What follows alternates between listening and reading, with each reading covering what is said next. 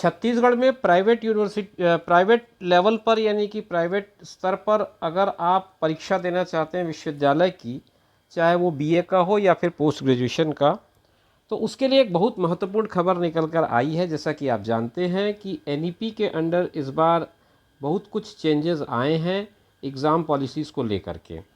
तो जो चेंजेस आए हैं उसमें से महत्वपूर्ण बात ये है कि आपको इस एनईपी के थ्रू जब आप प्राइवेट का एग्ज़ाम देंगे तब भी आपको कुछ इंस्ट्रक्शंस फॉलो करने पड़ेंगे और रेगुलर स्टूडेंट्स की तरह आपको रजिस्ट्रेशन कराना पड़ेगा। दोस्तों नमस्कार, आप देख रहे हैं ज़ीरो पीरियड।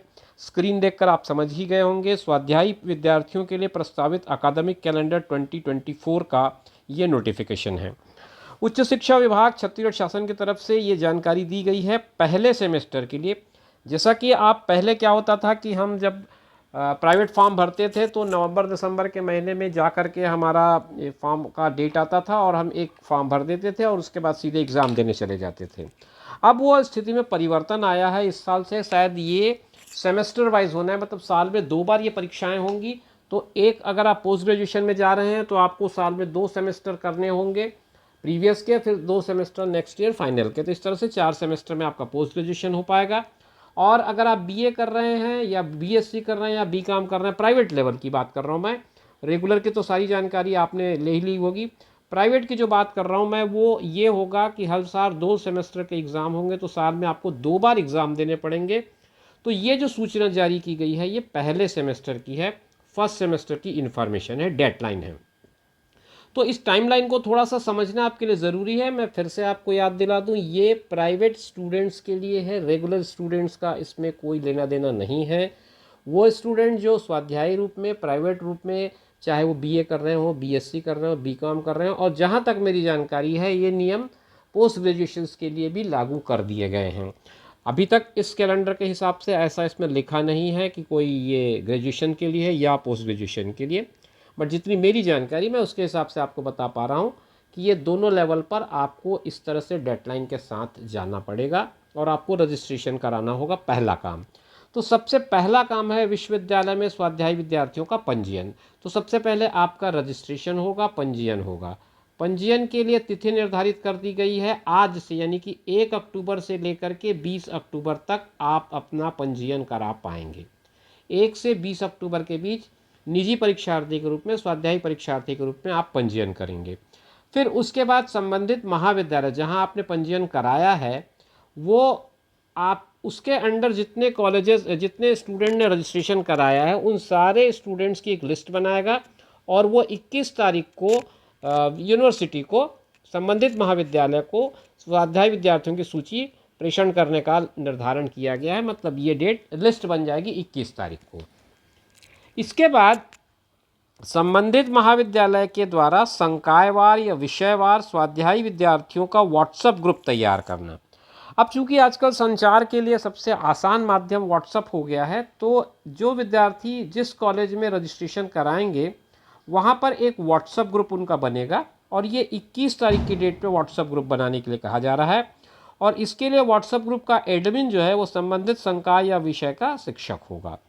तो ये व्हाट्सएप ग्रुप बन जाएगा, आपका नाम उसमें आ जाएगा, आप कंफर्म हो जाएंगे, सारी सूचनाएं, सारे जो नोटिफिकेशन है वहाँ अपडेट होते रहेंगे। इसके बाद स्वाध्यायी विद्यार्थियों को, परीक्षार्थियों को महाविद्यालय में उपलब्ध जीई, वीएसी, एसईसी का विद्यार्थियों के सहमति से उपरांत आवंटन। इसका फुल फॉर्म क्या है ये मैं नहीं समझ पाया हूँ। मेरा जहाँ तक संभावना, मैं अनुमान लगा पा रहा हूँ, ये किसी भी तरह के असाइनमेंट या सेक्शन या अलग अलग जो भी कुछ इनका कॉन्टेक्ट क्लास या जो भी कुछ करना होगा उसके संबंध में बातें होंगी। आगे चल के ये बातें आप जब व्हाट्सएप ग्रुप में आ जाएंगे तो आपको शायद जानकारी और स्पष्ट मिलती रहेगी। इसके लिए जो तिथि निर्धारण किया गया है वो 21 अक्टूबर से 26 अक्टूबर के बीच का है। अब इसके बाद सेमेस्टर परीक्षा का टाइम आता है। तो सेमेस्टर परीक्षा के लिए स्वाध्यायी अभ्यर्थी आवेदन करेंगे 15 नवंबर से 25 नवंबर के बीच। 15 से 25 नवंबर के बीच आपको आवेदन करना होगा सेमेस्टर परीक्षा के लिए, पहले सेमेस्टर की बात कर रहा हूँ मैं। फिर उसके बाद विद्यार्थियों के रोल नंबर के अनुसार सूची का संबंधित महाविद्यालयों को प्रेषण होगा। 26 अक्टूबर को आपकी लिस्ट बन जाएगी किस किस यूनिवर्सिटी, किस किस कॉलेज में कितने विद्यार्थी सम्मिलित हो रहे हैं। फिर उसके बाद स्वाध्यायी विद्यार्थियों के लिए संबंधित महाविद्यालय द्वारा प्रथम आंतरिक मूल्यांकन परीक्षा। तो अभी तक ये काम नहीं होता था प्राइवेट में, अब आपको इंटरनल असेसमेंट से गुजरना पड़ेगा। अगर आप स्वाध्यायी तौर पर भी परीक्षा दे रहे हैं तो भी आपको एक निजी परीक्षार्थी के रूप में इंटरनल असेसमेंट के रूप का पार्ट पूरा करना पड़ेगा। इसके लिए तिथि 1 नवंबर से 10 नवंबर के बीच की निर्धारित की गई है। उसके बाद सेकंड टीए होगा, ये होगा मतलब इंटरनल असेसमेंट होगा। ये सेकंड असेसमेंट होगा 1/12 से 10/12, मतलब नवंबर के महीने में पहला असेसमेंट होगा और दिसंबर के महीने में दूसरा असेसमेंट होगा। तो 2 इंटरनल असेसमेंट आपके होंगे। प्राइवेट स्टूडेंट का भी होगा। इस बात को मैं बार बार इसलिए कह रहा हूँ क्योंकि आप ये ना समझें कि ये कोई रेगुलर स्टूडेंट के लिए नोटिफिकेशन है। पहले ये सब नहीं होता था। एनईपी आने के बाद प्राइवेट स्टूडेंट्स के लिए काम बढ़ेगा। आप सीधे एक बार जाकर परीक्षा हॉल में परीक्षा नहीं दे सकते, आपको इंटरनल असेसमेंट का काम पूरा करना पड़ेगा।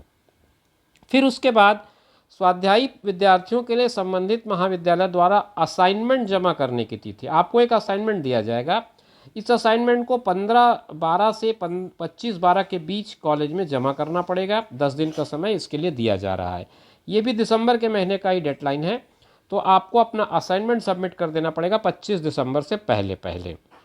फिर अगर आपके सब्जेक्ट में प्रैक्टिकल्स हैं तो प्रैक्टिकल की तिथि डिक्लेयर कर दी जाएगी 15 से 31 के बीच, यानी कि 31 दिसंबर के आते आते आपका पूरा काम जो होना है असेसमेंट लेवल का वो पूरा हो जाएगा। फिर उसके बाद आपका फाइनल एग्ज़ाम होना होगा।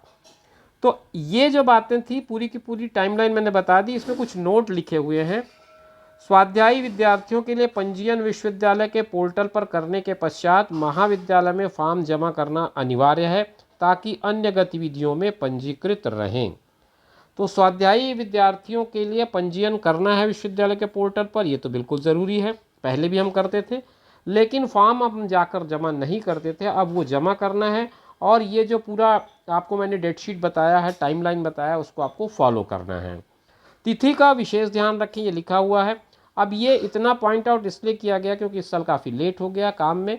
तो आप इन डेटलाइन को, टाइमलाइन को ध्यान रखें। और 30/9 की डेट पर अवर सचिव छत्तीसगढ़ शासन उच्च शिक्षा विभाग की तरफ से ये जो अकादमिक कैलेंडर जारी किया गया है उसको पूरा आपको फॉलो करना है। अगर आप छत्तीसगढ़ के अंदर किसी भी निजी परीक्षार्थी के रूप में किसी भी विश्वविद्यालय से अपना परीक्षा फॉर्म भर रहे हैं तो आपको इन सारी चीज़ों का पालन करना पड़ेगा। तो मित्रों, ये थी जानकारी प्राइवेट स्टूडेंट्स के लिए। इसी तरह की इन्फॉर्मेटिव वीडियोज़ आप हमारे चैनल पर देखते रहते हैं। फिर आपसे मुलाकात करेंगे नए वीडियो में नई जानकारी के साथ। तब तक के लिए दीजिए इजाज़त। नमस्कार।